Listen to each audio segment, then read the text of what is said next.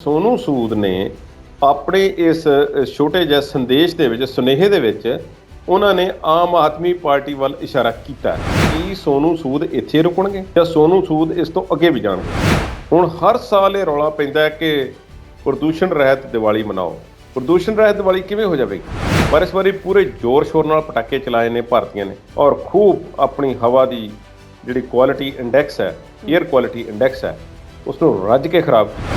ਜੇ ਪਿਛਲੇ ਦਿਨਾਂ ਦੇ ਵਿੱਚ ਪ੍ਰਦੂਸ਼ਣ ਦਾ ਪੱਧਰ ਦਿੱਲੀ NCR ਦੇ ਵਿੱਚ ਠੀਕ ਸੀ ਤੇ ਦੀਵਾਲੀ ਦੇ ਆਸ-ਪਾਸ ਕਿਉਂ ਵੱਧ ਗਿਆ? ਕਿ ਇਹਨਾਂ ਦਿਨਾਂ ਵਿੱਚ ਪਰਾਲੀ ਨੂੰ ਅੱਗ ਲੱਗਣ ਦੀਆਂ ਘਟਨਾਵਾਂ ਜ਼ਿਆਦਾ ਹੋਈਆਂ। ਖੇਤੀਬਾੜੀ ਮੰਤਰੀ ਜਿਹੜਾ ਹੈ ਉਹ ਜਥੇਬੰਦੀਆਂ ਦੇ ਵਿੱਚੋਂ ਬੰਦੇ ਤੋੜ ਕੇ ਲੱਭ ਕੇ ਉਹਨਾਂ ਨੂੰ ਕਹਿ ਕੇ ਕਿਸਾਨ ਅੰਦੋਲਨ ਖਤਮ ਕਰਵਾਉਣ ਦੀ ਕੋਸ਼ਿਸ਼ ਕਰ ਰਿਹਾ ਹੈ। ਕਾਂਗਰਸ ਦੀ ਜਿਹੜੀ ਲੀਡਰਸ਼ਿਪ ਹੈ ਉਹ ਸਮਝ ਨਹੀਂ ਰਹੀ ਇਸ ਗੱਲ ਨੂੰ ਕਿ BJP ਕਿਤੇ ਜਾਣ ਵਾਲੀ ਨਹੀਂ। ਹਾਂ, ਇਹ ਗੱਲ ਠੀਕ ਹੈ, ਉਹਨਾਂ ਨੇ ਕਿਹਾ ਕਿ ਤੁਸੀਂ ਮੋਦੀ ਨੂੰ ਹਟਾ ਲਓਗੇ, ਇੱਕ ਵਾਰ ਇਸ ਨੂੰ ਹਰਾ ਲਓਗੇ, ਪਰ ਭਾਜਪਾ ਪੱਕੇ ਤੌਰ ਤੇ ਜਾਣ ਵਾਲੀ ਨਹੀਂ।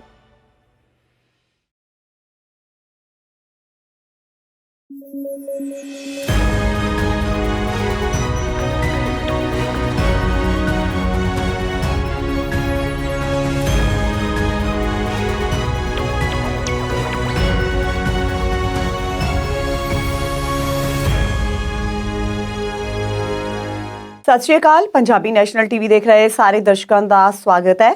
ਖਾਸ ਖਬਰਾਂ ਤੇ ਖਾਸ ਚਰਚਾ ਕਰਨ ਲਈ ਲੈ ਕੇ ਹਾਜ਼ਰ ਹਾਂ ਪ੍ਰੋਗਰਾਮ ਵਿਚਾਰ ਚਰਚਾ।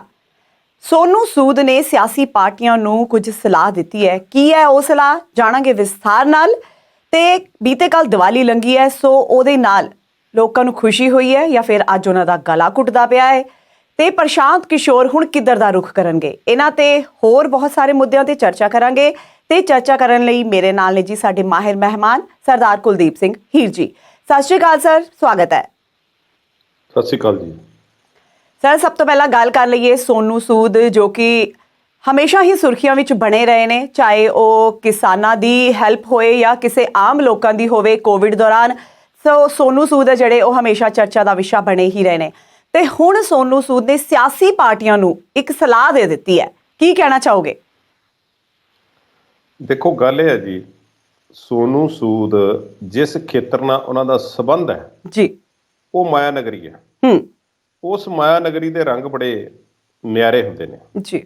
ਜਿਵੇਂ ਇੱਕ ਫਿਲਮ ਪੁਰਾਣੇ ਸਮਿਆਂ ਤੋਂ ਕੋਈ ਵੀ ਤਿਆਰ ਕਰਨੀ ਹੋਵੇ, ਉਸ ਵਿੱਚ ਹਰ ਤਰ੍ਹਾਂ ਦੇ ਮਸਾਲੇ ਭਰੇ ਹੁੰਦੇ ਨੇ।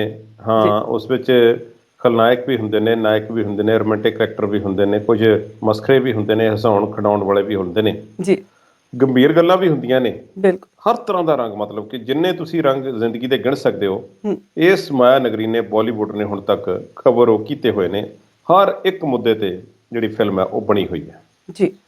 ਹੁਣ ਫਿਲਮਾਂ ਦੇ ਕਿਰਦਾਰਾਂ ਵਾਂਗ ਜਿਹੜੇ ਮਾਇਆ ਨਗਰੀ ਦੇ ਲੋਕ ਨੇ, ਜਿਨ੍ਹਾਂ ਨੂੰ ਲੋਕ ਦੇਵਤਿਆਂ ਵਾਂਗ ਪੂਜਦੇ ਨੇ ਤੇ ਉਹ ਕਰੋੜਾਂ ਅਰਬਾਂ ਦੀ ਦੌਲਤ ਵੀ ਜੋੜ ਲੈਂਦੇ ਨੇ, ਬਿਲਕੁਲ, ਪਰ ਉਹਨਾਂ ਵਿੱਚੋਂ ਬਹੁਤ ਥੋੜ੍ਹਿਆਂ ਦੇ ਹੱਥ ਵਿੱਚ, ਉਹ ਬਹੁਤ ਥੋੜ੍ਹਿਆਂ ਦੇ ਕਿਸਮਤ ਦੇ ਵਿੱਚ ਸੇਵਾ ਜਿਹੜੀ ਹੈ ਲਿਖੀ ਹੁੰਦੀ ਹੈ ਜੀ।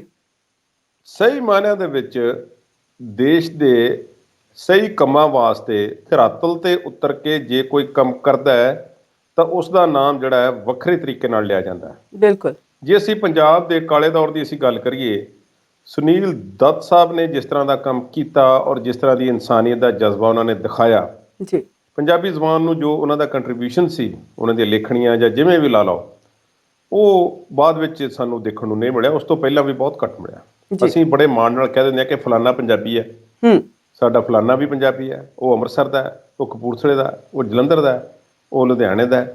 ਪਰ ਅਸਲੀਅਤ ਦੇ ਵਿੱਚ ਅਸੀਂ ਉਹਨਾਂ ਨੂੰ ਦੇਵਤੇ ਬਣਾ ਕੇ ਪੂਜਦੇ ਤਾਂ ਰਹੇ, ਬਿਲਕੁਲ ਮਾਣ ਸਤਿਕਾਰ ਦਿੱਤਾ, ਫਿਲਮਾਂ ਨੂੰ ਚੁੱਕ ਕੇ ਕਿੱਥੇ ਲੈ ਗਏ, ਜਦੋਂ ਆਉਂਦੇ ਰਹੇ ਉਹਨਾਂ ਨੂੰ ਹੱਥਾਂ ਤੇ ਬਿਠਾਉਂਦੇ ਰਹੇ, ਛਾਵਾਂ ਕਰਦੇ ਰਹੇ, ਪਰ ਉਹਨਾਂ ਵਿੱਚੋਂ ਬਹੁਤ ਥੋੜ੍ਹਿਆਂ ਨੇ ਹੀ ਅਸਲ ਪੰਜਾਬ ਦੇ ਪੁੱਤਰ ਜਾਂ ਧੀ ਹੋਣ ਦਾ ਹੱਕ ਜਿਹੜਾ ਸੀ ਉਹ ਅਦਾ ਕੀਤਾ। ਜੀ। ਕਿਸਾਨ ਅੰਦੋਲਨ ਦੇ ਦੌਰਾਨ ਇਹ ਗੱਲ ਵਾਜ਼ਿਹ ਤੌਰ ਤੇ ਨਜ਼ਰ ਆਈ। ਸੋਨੂ ਸੂਦ ਨੇ ਹਾਲਾਂਕਿ ਕਿਸਾਨ ਅੰਦੋਲਨ ਦੇ ਵਿੱਚ ਕਿਸਾਨਾਂ ਦੇ ਪ੍ਰਤੀ ਕੋਈ ਇਸ ਤਰ੍ਹਾਂ ਦਾ ਨਾਅਰਾ ਨਹੀਂ ਮਾਰਿਆ, ਪਰ ਕੁਛ ਉਹਨਾਂ ਦਾ ਜਿਹੜਾ ਕੰਮ ਸੀ ਕੋਵਿਡ ਦੇ ਲੋਕਡਾਊਨ ਦੇ ਦਰਮਿਆਨ ਪਿਛਲੇ ਸਾਲ ਵੀ ਤੇ ਇਸ ਸਾਲ ਵੀ, ਜਿਹੜੇ ਉਹਨਾਂ ਨੇ ਸਮਾਜ ਸੇਵਾ ਦੇ ਕੰਮ ਕੀਤੇ ਨੇ ਜੀ, ਔਰ ਜਿਸ ਲੈਵਲ ਦੇ ਕੀਤੇ ਨੇ ਜੀ, ਉਹ ਵਾਕਈ ਉਹਨਾਂ ਨੂੰ ਸੈਲੂਟ ਕਰਨਾ ਬਣਦਾ ਜੀ।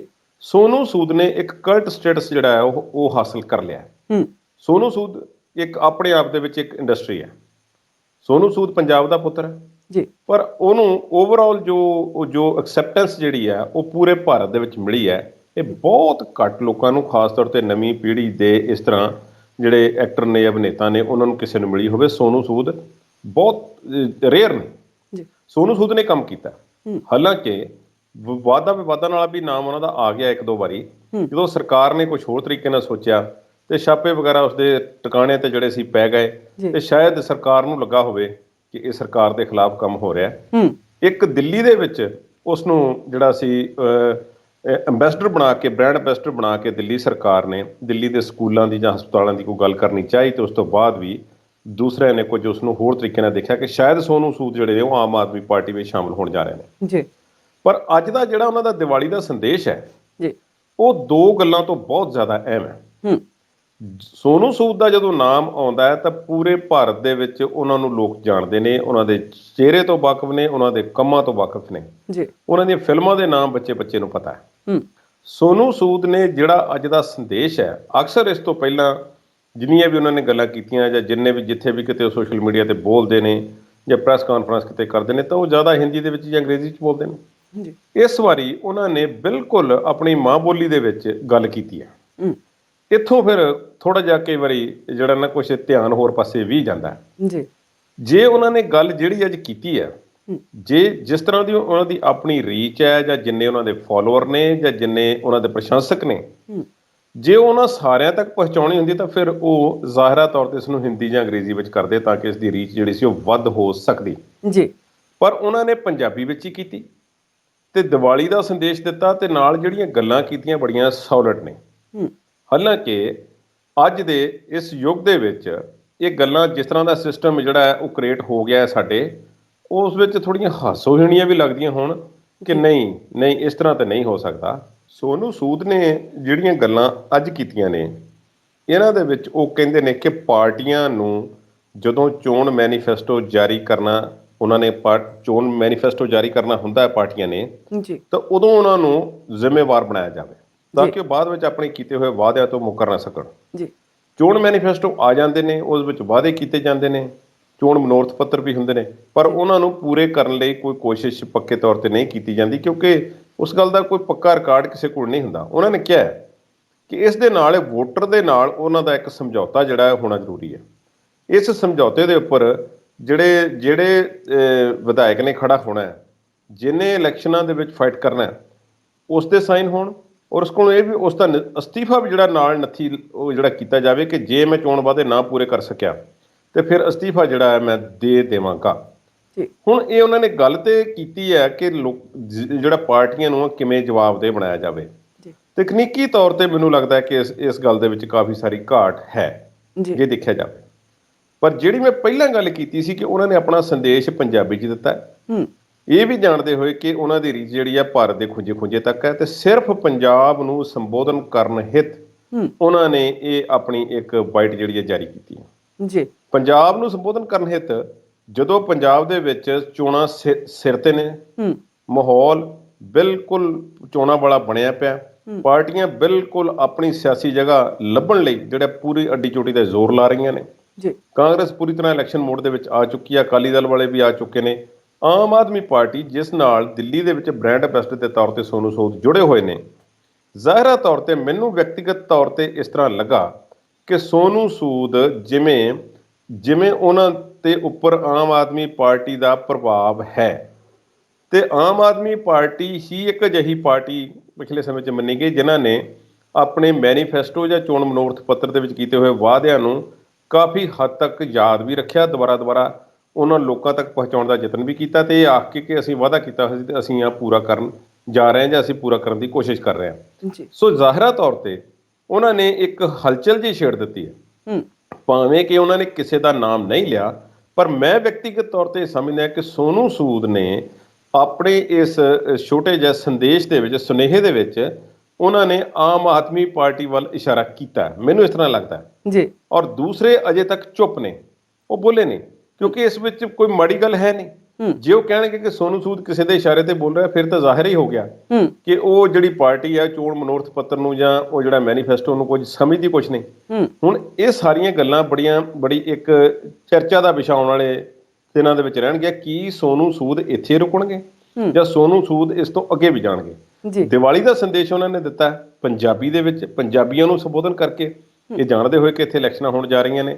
ਚੋਣ ਮੈਨੀਫੈਸਟੋ ਦੀ ਗੱਲ ਕੀਤੀ ਹੈ, ਸਿਹਤ ਸੇਵਾਵਾਂ ਦੀ, ਹੋਰ ਸਾਰੀਆਂ ਚੀਜ਼ਾਂ ਦੀ। ਉਹਨਾਂ ਨੇ ਕਿਹਾ ਕਿ ਇੱਥੇ ਚੰਗਾ ਨਹੀਂ ਹੈ, ਸਾਡੇ ਬੱਚਿਆਂ ਦਾ ਭਵਿੱਖ ਜਿਹੜਾ ਹੈ ਉਹ ਵਧੀਆ ਹੋਵੇ, ਇਸ ਵਾਸਤੇ ਸਾਡੀ ਇਹ ਪਹਿਲੀ ਕੋਸ਼ਿਸ਼ ਹੋਣੀ ਚਾਹੀਦੀ ਹੈ ਕਿ ਲੋਕਾਂ ਨੂੰ ਪਾਰਟੀਆਂ ਨੂੰ ਜਵਾਬਦੇਹ ਬਣਾਉਣਾ ਚਾਹੀਦਾ। ਤੇ ਇਸ ਮਾਮਲੇ ਦੇ ਵਿੱਚ ਉਹਨਾਂ ਨਾਲ ਲਿਖਤੀ ਸਮਝੌਤੇ ਤਹਿਤ ਜਾਂ ਉਹਨਾਂ ਦਾ ਅਸਤੀਫਾ ਜਿਹੜਾ ਨਾਲ ਨੱਥੀ ਹੋਣਾ ਚਾਹੀਦਾ, ਜਿਸ ਦੇ ਬਾਰੇ ਉਹਨਾਂ ਨੂੰ ਬਾਰ-ਬਾਰ ਯਾਦ ਕਰਾਇਆ ਜਾ ਸਕੇ। ਜੀ ਤਕਨੀਕੀ ਤੌਰ ਤੇ ਜਿਹੜੀ ਮੈਂ ਗੱਲ ਕਰਦਾ ਉਹ ਇਸ ਕਰਕੇ ਸੰਭਵ ਸ਼ਾਇਦ ਨਾ ਹੋਵੇ ਕਿਉਂਕਿ ਜਿਹੜਾ ਮੈਨੀਫੈਸਟੋ ਹੈ, ਮੈਨੀਫੈਸਟੋ ਤੇ ਆਪਣੇ ਆਪ ਦੇ ਵਿੱਚ ਇੱਕ ਜਿਹੜਾ ਸਮਝੌਤਾ ਹੁੰਦਾ, ਉਹ ਐਫੀਡੇਵਿਟ ਹੀ ਹੁੰਦਾ ਇੱਕ ਕਿਸਮ ਦਾ, ਜਿਹੜਾ ਲੋਕਾਂ ਨੂੰ ਲਿਖ ਕੇ ਦਿੱਤਾ ਗਿਆ ਹੁੰਦਾ ਕਿ ਸਾਡੀ ਸਰਕਾਰ ਆਉਣ ਤੇ ਜਾਂ ਅਸੀਂ ਸੱਤਾ ਵਿੱਚ ਆਵਾਂਗੇ ਤੇ ਆਹ ਕੰਮ ਕਰਾਂਗੇ, ਇਸ ਕੰਮ ਨੂੰ ਇਸ ਤਰੀਕੇ ਨੇਪਰੇ ਚਾੜਾਂਗੇ, ਇੰਨੀਆਂ ਨੌਕਰੀਆਂ ਪੈਦਾ ਕਰਾਂਗੇ, ਫਲਾਣੇ ਨੂੰ ਰੁਜ਼ਗਾਰ ਦੇਵਾਂਗੇ, ਫਲਾਣੇ ਨੂੰ ਰਾਹਤ ਦੇਵਾਂਗੇ। ਇਹ ਸਾਰੀਆਂ ਗੱਲਾਂ ਹੁੰਦੀਆਂ ਨੇ। ਸੋ ਉਹਨਾਂ ਨੇ ਇਸ ਮਾਮਲੇ ਦੇ ਵਿੱਚ ਜਿਹੜੀਆਂ ਗੱਲਾਂ ਕੀਤੀਆਂ ਨੇ, ਉਹ ਜੇ ਉਹ ਇੱਕ ਵੱਖਰਾ ਕਾਗਜ਼ ਨਾਲ ਲਾ ਲਓ, ਜਿਹਨੇ ਜ਼ਿੰਮੇਵਾਰੀ ਸਮਝਣੀ ਨਹੀਂ ਉਹਨੂੰ ਭਾਵੇਂ ਕਾਗਜ਼ਾਂ ਦਾ ਥੱਬਾ ਹੋਰ ਨਾਲ ਲਾ ਦਿਓ, ਉਸਨੇ ਤੇ ਫਿਰ ਵੀ ਨਹੀਂ ਸਮਝਣੀ। ਤੇ ਜੇ ਅਸਤੀਫਾ ਅਸੀਂ ਲਾ ਵੀ ਦਈਏ ਤੇ ਕੈਪਟਨ ਅਮਰਿੰਦਰ ਸਿੰਘ ਵਾਂਗ 4.5 ਸਾਲ ਬੈਠ ਕੇ ਆਰਾਮ ਨਾਲ ਉਹ 4.5 ਸਾਲ ਲੰਘਾ ਲਓ ਤੇ ਇਹ ਕਹਿੰਦੇ ਰਹੋ ਕਿ ਅਸੀਂ ਕੋਸ਼ਿਸ਼ ਕਰ ਰਹੇ ਹਾਂ ਆਪਣੇ ਵਾਅਦੇ ਪੂਰੇ ਕਰਨ ਦੀ। ਦੇਖੋ ਕੋਈ ਹੋ ਰਹੇ ਨੇ, ਕਰਨ ਦੀ ਕੋਸ਼ਿਸ਼ ਹੋ ਰਹੀ ਹੈ, ਕੰਮ ਚੱਲ ਰਿਹਾ ਹੈ, ਬੇਰੁਜ਼ਗਾਰੀ ਦਾ ਵੀ ਹੱਲ ਹੋਵੇਗਾ, ਰੇਤਾ ਦਾ ਮਸਲਾ ਵੀ ਹੱਲ ਹੋਵੇਗਾ, ਫਲਾਣੇ ਮਸਲੇ ਸਾਰੇ ਹੱਲ ਹੋਣਗੇ। ਜਦੋਂ 4.5 ਪੌਣੇ 5 ਸਾਲ ਹੋ ਜਾਂਦੇ ਨੇ ਤੇ ਫਿਰ ਭਾਵੇਂ ਅਸਤੀਫਾ ਦੇ ਵੀ ਦੇਣ ਤੇ ਉਨੀ ਦੇਰ ਵਿੱਚ ਤੇ ਬੇੜਾ ਗਰਕ ਹੋ ਚੁੱਕਾ ਹੁੰਦਾ ਹੈ। ਬਿਲਕੁਲ। ਜੇ ਇਹ ਤਕਨੀਕੀ ਤੌਰ ਤੇ ਮੈਨੂੰ ਲੱਗਦਾ ਕਿ ਉਹਨਾਂ ਦੀ ਗੱਲ ਸਹੀ ਨਹੀਂ ਹੈ, ਪਰ ਜਿਹੜੀ ਤਰੀਕੇ ਨਾਲ, ਜਿਸ ਹਿਸਾਬ ਨਾਲ ਉਹਨਾਂ ਨੇ ਗੱਲ ਕੀਤੀ ਹੈ, ਉਹ ਆਪਣੇ ਆਪ ਦੇ ਵਿੱਚ ਬਹੁਤ ਇੰਟਰਸਟਿੰਗ ਹੈ। ਜੀ ਕੁਲਦੀਪ ਜੀ, ਸੋਨੂ ਸੂਦ ਨੇ ਭਾਵੇਂ ਜਿਸ ਵੀ ਤਰੀਕੇ ਨਾਲ ਗੱਲ ਕੀਤੀ ਹੋਵੇ, ਪਰ ਲੱਗਦਾ ਹੈ ਕਿ ਕਿਧਰੇ ਨਾ ਕਿਧਰੇ ਜਾ ਕੇ ਉਹ ਪੰਜਾਬ ਦੇ ਭਲੇ ਲਈ, ਅਸੀਂ ਇਹ ਕਹਿ ਸਕਦੇ ਹਾਂ ਕਿ ਲੋਕਾਂ ਨੂੰ ਆਗਾਹ ਕਰਨ ਲਈ, ਸਿਆਸੀ ਪਾਰਟੀਆਂ ਨੂੰ ਆਗਾਹ ਕਰਨ ਲਈ ਕੁਝ ਤਾਂ ਚਿੰਗਾਰੀ ਜ਼ਰੂਰ ਛੱਡ ਰਹੇ ਨੇ। ਸੋ ਜੇ ਗੱਲ ਕਰੀਏ ਦਿੱਲੀ ਦੀ ਵੀ ਤੇ ਪੰਜਾਬ ਦੀ ਵੀ, ਤੇ ਹੁਣ ਜਿਹੜਾ ਪ੍ਰਦੂਸ਼ਣ ਹੈ ਉਹਦੀ ਗੱਲ ਕਰਾਂਗੇ। ਦਿੱਲੀ 'ਚ ਕਿੰਨਾ ਫੈਲਿਆ, ਪੰਜਾਬ 'ਚ ਕਿੰਨਾ ਫੈਲਿਆ, ਪਰ ਇੱਕ ਛੋਟੇ ਜਿਹੇ ਬ੍ਰੇਕ ਤੋਂ ਬਾਅਦ।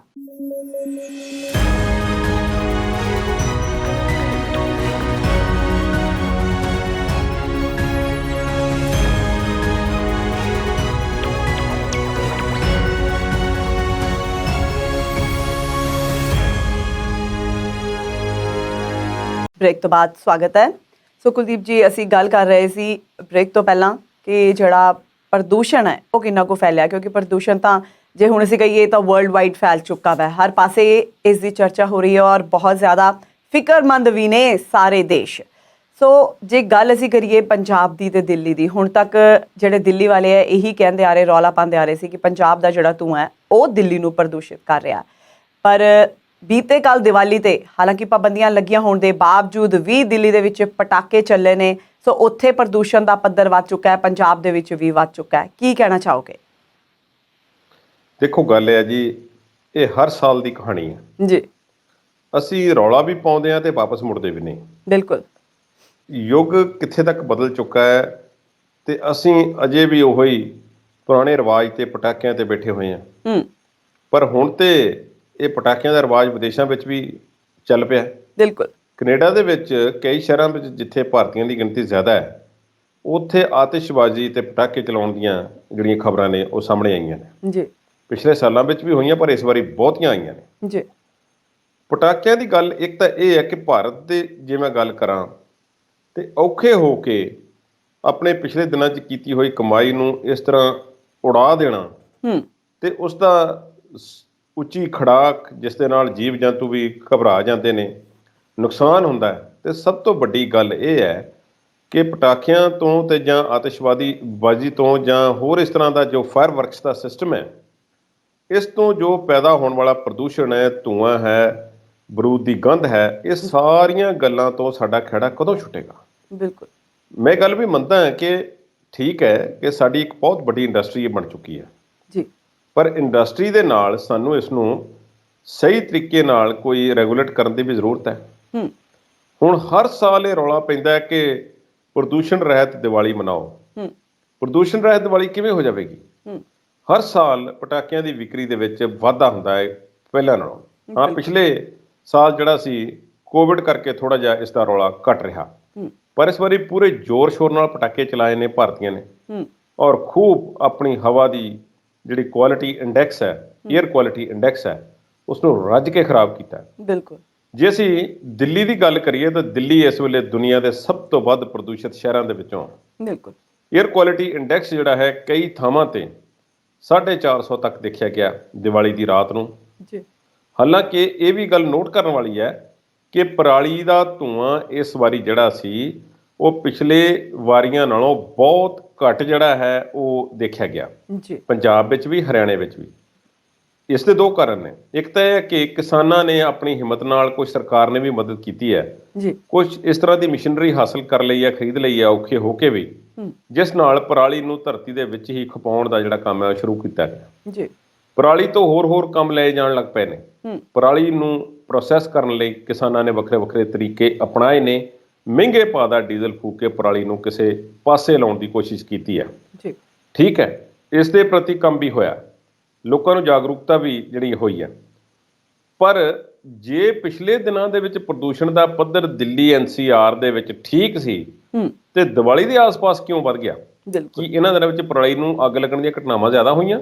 ਨਹੀਂ, ਇਸ ਤੋਂ ਸਾਬਤ ਹੁੰਦਾ ਹੈ ਕਿ ਪਟਾਕਿਆਂ ਦਾ ਜਿਹੜਾ ਪ੍ਰਦੂਸ਼ਣ ਹੈ ਉਸ ਦੇ ਬਾਰੇ ਕੋਈ ਗੱਲ ਨਹੀਂ ਕਰਦਾ। ਕਿਸਾਨਾਂ ਦੀ ਪਰਾਲੀ ਦਾ ਧੂੰਆਂ ਜਿਹੜਾ ਹੈ ਉਹ ਜ਼ਿਆਦਾ ਚੁੱਭਦਾ ਹੈ। ਜੀ। ਇਸ ਗੱਲ ਵੱਲ ਕੋਈ ਧਿਆਨ ਖਾਸ ਨਹੀਂ ਦੇ ਰਿਹਾ। ਹਾਂ, ਗ੍ਰੀਨ ਟ੍ਰਿਬਿਊਨਲ ਹੈ, ਉਹਨਾਂ ਦੀ ਕੋਈ ਉਹਨਾਂ ਦਾ ਹੁਕਮ ਆ ਜਾਂਦਾ ਹੈ ਤੇ ਕੋਈ ਗੱਲ ਵੱਖਰੀ ਹੋ ਜਾਂਦੀ ਹੈ। ਪਰ ਸਰਕਾਰ ਮੋਰ ਔਰ ਲੈਸ ਇਸ ਮਾਮਲੇ ਤੇ ਲੋਕਾਂ ਨੂੰ ਨਾਰਾਜ਼ ਨਹੀਂ ਕਰਨਾ ਚਾਹੁੰਦੀ। ਭਾਈ ਵੋਟਾਂ ਦਾ ਮਸਲਾ ਹੈ, ਵੋਟਾਂ ਹਾਸਲ ਕਰਨੀਆਂ ਨੇ, ਤੇ ਜੇ ਲੋਕਾਂ ਨੂੰ ਕਹਿਤਾ ਕਿ ਪਟਾਕੇ ਨਾ ਚਲਾਓ ਤੇ ਫਿਰ ਨਾਰਾਜ਼ ਹੋਣਗੇ। ਰੋਜ਼ਗਾਰ ਦਾ ਵੀ ਮਸਲਾ ਹੈ। ਇਸ ਇੰਡਸਟਰੀ ਨਾਲ ਜੁੜੇ ਹੋਏ ਕਿੰਨੇ ਲੋਕ ਹੋਣਗੇ ਜੋ ਸਾਰਾ ਸਾਲ ਕੰਮ ਕਰਦੇ ਨੇ, ਤੇ ਕਿੰਨੇ ਦੁਕਾਨਦਾਰ ਜਿਹੜੇ ਨੇ ਇਸ ਤੋਂ ਚੰਗੀ ਵਟਤ ਲੈ ਕੇ ਘਰ ਨੂੰ ਜਾਂਦੇ ਨੇ। ਬਿਲਕੁਲ। ਪਰ ਅਲਟੀਮੇਟਲੀ ਤੇ ਇਹ ਨੇਸ਼ਨ ਦਾ ਲਾਸ ਹੈ। ਇਸ ਵਿੱਚ ਅਸੀਂ ਆਪਣੀ ਹਵਾ ਦੀ ਗੁਣਵੱਤਾ ਜਿਹੜੀ ਆ ਉਸ ਨੂੰ ਖਰਾਬ ਇਸ ਹੱਦ ਤੱਕ ਕਰ ਲੈਂਦੇ ਆ ਕਿ ਦਿੱਲੀ ਦੁਨੀਆ ਦੇ ਸਭ ਤੋਂ ਵੱਧ ਪ੍ਰਦੂਸ਼ਿਤ ਸ਼ਹਿਰਾਂ ਦੇ ਵਿੱਚ ਆ ਗਿਆ। ਬੀਜਿੰਗ ਸ਼ਹਿਰ ਦੂਸਰੇ ਨੰਬਰ ਤੇ ਹੈ, ਲਾਹੌਰ ਜਿਹੜਾ ਹੈ ਉਹ ਚੌਥੇ ਨੰਬਰ ਤੇ ਹੈ। ਔਰ ਉੱਥੇ ਪਟਾਕੇ ਨਹੀਂ ਚੱਲਦੇ ਪਰ ਪਰਾਲੀ ਦੀ ਧੂਏ ਵਾਲੀ ਸਮੱਸਿਆ ਤਾਂ ਉੱਥੇ ਵੀ ਹੈ। ਉੱਥੇ ਇੰਡੈਕਸ ਜਿਹੜਾ ਹੈ 200 ਦੇ ਆਸ-ਪਾਸ ਹੈ। ਤੇ ਸਾਡੀ ਰਾਜਧਾਨੀ ਦੇ ਵਿੱਚ 400 ਤੋਂ 500 ਕਿਵੇਂ ਪਹੁੰਚ ਗਿਆ? ਬਿਲਕੁਲ, ਅਪ ਡਾਊਨ ਹੁੰਦਾ ਰਹਿੰਦਾ। ਜੇ ਅਸੀਂ ਪੰਜਾਬ ਦੀ ਗੱਲ ਕਰੀਏ ਤਾਂ ਪੰਜਾਬ ਦੇ ਵਿੱਚ ਲੁਧਿਆਣਾ ਦੇ ਵਿੱਚ ਜੋ PAU ਦੇ ਆਸ-ਪਾਸ ਜੋ 에ਅਰ ਕੁਆਲਿਟੀ ਇੰਡੈਕਸ ਸੀ, ਜਿਸ ਨਾਲ ਜਿਹੜੀ ਸੀ ਹਵਾ ਨੂੰ ਨਾਪਣਾ ਸੀ ਯੰਤਰ ਉੱਥੇ ਲੱਗਾ ਹੋਇਆ ਹੈ, ਉਸਨੇ ਦੱਸਿਆ ਗਿਆ ਕਿ ਦੀਵਾਲੀ ਦੀ ਰਾਤ ਇਹ 500 ਤੋਂ ਵੀ ਟੱਪ ਗਿਆ। ਔਰ ਕਈ ਸ਼ਹਿਰਾਂ ਦੇ ਵਿੱਚ, ਬਠਿੰਡੇ ਦੇ ਵਿੱਚ ਵੀ ਬਹੁਤ ਮਾੜੀ ਹਾਲਤ ਜਿਹੜੀ ਹੋਈ ਹੈ। ਸ੍ਰੀ ਦਰਬਾਰ ਸਾਹਿਬ ਅੰਮ੍ਰਿਤਸਰ ਦੇ ਆਸ-ਪਾਸ ਵੀ ਮਾਪਿਆ ਗਿਆ, ਉੱਥੇ 300 ਤੋਂ 400 ਆਈ ਹੈ। ਜਲੰਧਰ ਦੇ ਵਿੱਚ ਜਿਹੜੀ ਹੈ ਬਹੁਤ ਕੁਆਲਿਟੀ ਮਾੜੀ ਜਿਹੜੀ ਹੈ ਉਹ ਨੋਟ ਕੀਤੀ ਗਈ ਹੈ।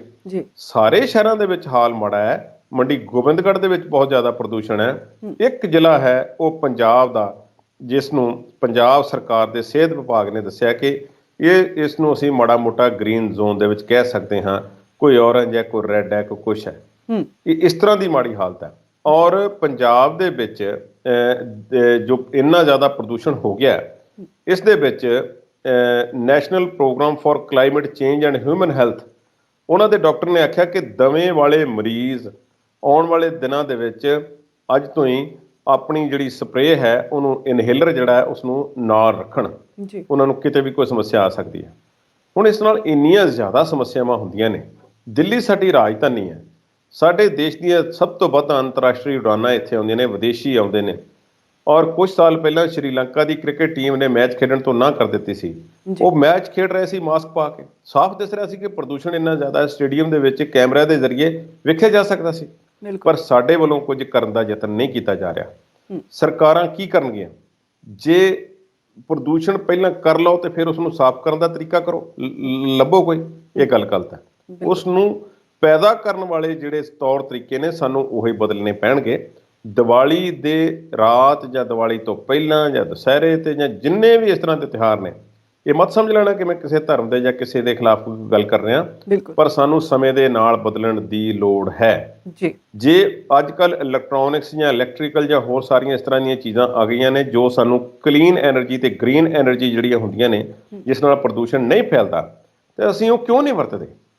ਅਸੀਂ ਇਹ ਧੂੰਆਂ ਫੈਲਾ ਕੇ ਲੈਣਾ ਕੀ ਹੈ ਅਕਸਰ? ਜੇ ਅਸੀਂ ਇੱਕ ਖੁਸ਼ੀ ਦਾ ਤਿਉਹਾਰ ਜਿਹੜਾ ਖੁਸ਼ੀ ਦਾ ਇਸ ਦੇ ਮੌਕੇ ਤੇ ਆਪਣੀਆਂ ਸਿਹਤਾਂ ਹੀ ਖਰਾਬ ਕਰਨੀਆਂ ਨੇ ਸਾਰਿਆਂ ਦੀਆਂ। ਬਿਲਕੁਲ ਤੇ ਸਰਕਾਰ ਨੂੰ ਇਸ ਮਾਮਲੇ ਤੇ ਕੋਈ ਸਖਤ ਸਟੈਂਡ ਅੱਜ ਤੋਂ ਹੀ ਲੈਣਾ ਚਾਹੀਦਾ ਹੈ। ਜੀ। ਇੱਕ ਗੱਲ ਹੋਰ ਹੈ, ਇਹ ਦੀਵਾਲੀ ਅੱਜ ਲੰਘ ਗਈ ਹੈ, ਚਲੋ ਫਿਰ ਸਾਨੂੰ ਹੁਣ ਮੌਸਮ ਨੂੰ ਉਡੀਕਣਾ ਪਵੇਗਾ ਕਿ ਕੁਦਰਤ ਮਿਹਰਬਾਨ ਹੋਵੇਗੀ, ਕਿਸੇ ਪਾਸਿਓਂ ਹਵਾ ਵਗੇਗੀ, ਮੀਂਹ ਪਏਗਾ ਤੇ 에ਅਰ ਕੁਆਲਿਟੀ ਇੰਡੈਕਸ ਜਿਹੜਾ ਇੰਪਰੂਵ ਹੋ ਜਾਏਗਾ। ਜੀ। ਪਰ ਇਸ ਤਰ੍ਹਾਂ ਹਰ ਸਾਲ ਉਡੀਕਣਾ ਵਾਜਬ ਨਹੀਂ। ਸਾਨੂੰ ਅਗਲੇ 3 ਸਾਲਾਂ ਵਾਸਤੇ ਹੁਣ ਤੋਂ ਤਿਆਰੀ ਕਰਨੀ ਚਾਹੀਦੀ ਹੈ ਕਿ ਇਸ ਇੰਡਸਟਰੀ ਨੂੰ ਫੇਜ਼ ਆਊਟ ਕਰਕੇ ਕੋਈ ਚੰਗਾ ਤਰੀਕਾ ਸੈਲੀਬ੍ਰੇਟ ਕਰਨ ਦਾ ਸਾਨੂੰ ਕੌਮੀ ਤੌਰ ਤੇ ਲੱਭਣਾ ਚਾਹੀਦਾ ਹੈ। ਅਸੀਂ ਇਸ ਮੈਨਸ ਨੂੰ, ਬਿਮਾਰੀ ਨੂੰ ਦੁਨੀਆ ਤੱਕ ਫੈਲਾ ਦਿੱਤਾ ਹੈ। ਬਿਲਕੁਲ ਅਸੀਂ ਇੱਥੇ ਤੱਕ ਕੀ ਹਟਾਉਣਾ ਸੀ, ਦੁਨੀਆ ਵਿੱਚ ਜਿੱਥੇ ਭਾਰਤੀ ਬੈਠੇ ਹੋਏ ਨੇ ਉੱਥੋਂ ਇਸ ਤਰ੍ਹਾਂ ਦੀਆਂ ਜਿਹੜੀਆਂ ਖਬਰਾਂ ਨੇ ਬਹੁਤ ਜ਼ਿਆਦਾ ਆਈਆਂ ਨੇ।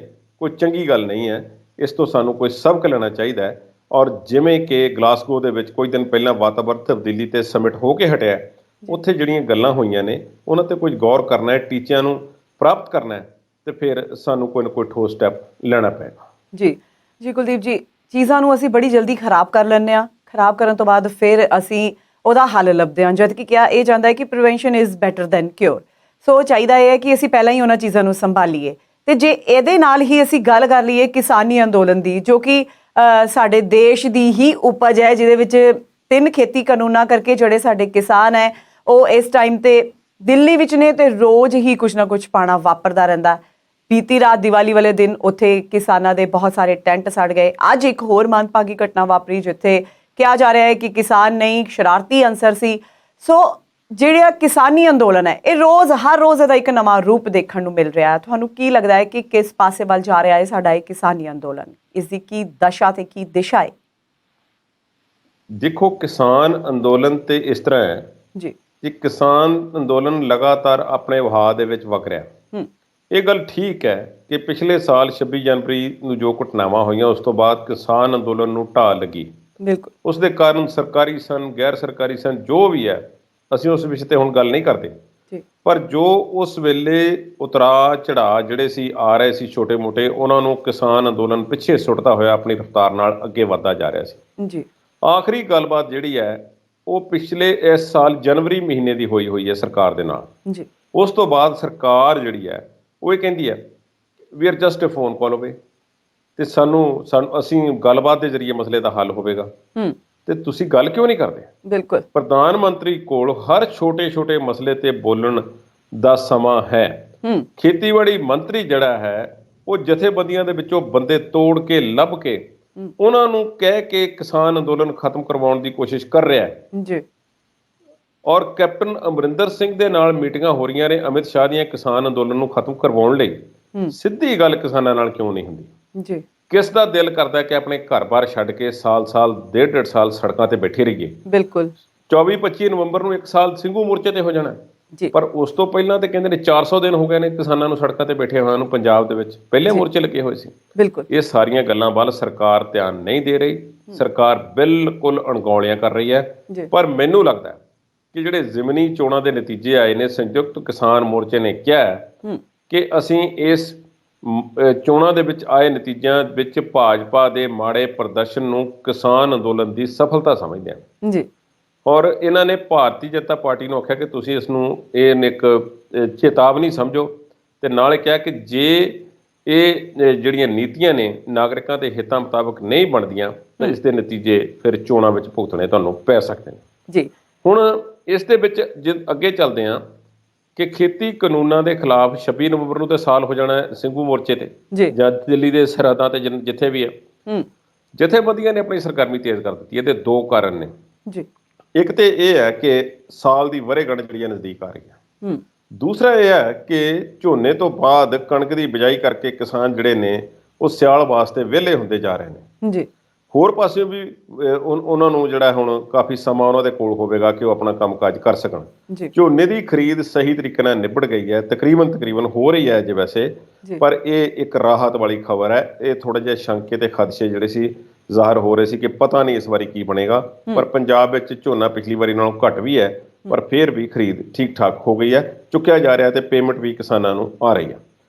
ਹੁਣ 9 ਨਵੰਬਰ ਨੂੰ ਕਿਸਾਨਾਂ ਨੇ ਇੱਕ ਮੀਟਿੰਗ ਜਿਹੜੀ ਹੈ ਸਿੰਘੂ ਬਾਰਡਰ ਤੇ ਜਿਹੜੀ ਹੈ ਆਪਣੀ ਸੱਦ ਲਈ ਹੈ। 9 ਨਵੰਬਰ ਨੂੰ ਇਸ ਮੀਟਿੰਗ ਦੇ ਵਿੱਚ ਸ਼ਾਇਦ ਇਹ ਮੰਨਿਆ ਜਾ ਰਿਹਾ ਹੈ ਕਿ ਭਾਰਤ ਬੰਦ ਦਾ ਸੱਦਾ ਇੱਕ ਵਾਰੀ ਫੇਰ ਜਿਹੜਾ ਹੈ 25 ਨਵੰਬਰ ਦੇ ਆਸ-ਪਾਸ ਜਿਹੜਾ ਹੈ ਉਹ ਕਿਸਾਨ ਜਥੇਬੰਦੀਆਂ ਦੇ ਦੇਣ ਜੀ ਤਾਂ ਕਿ ਸਰਕਾਰ ਦੇ ਕੰਨ ਖੋਲੇ ਜਾ ਸਕਣ।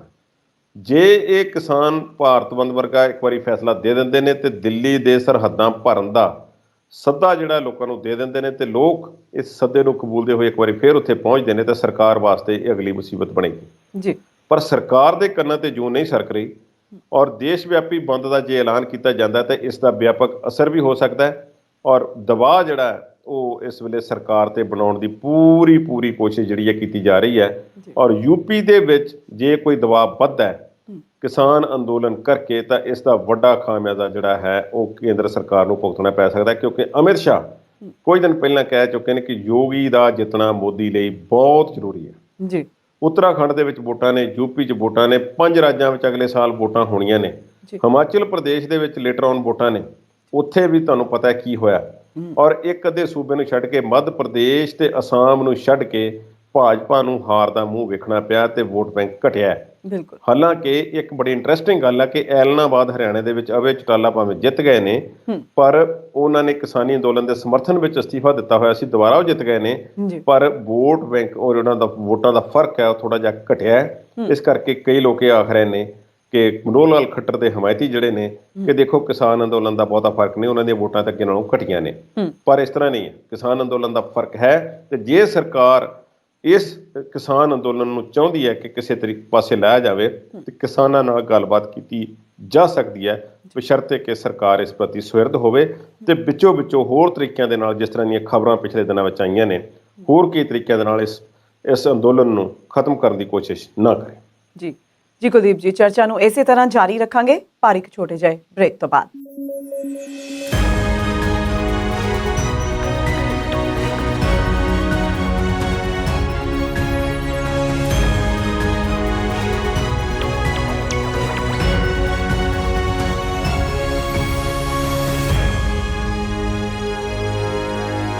ਬ੍ਰੇਕ ਤੋਂ ਬਾਅਦ ਸਵਾਗਤ ਹੈ।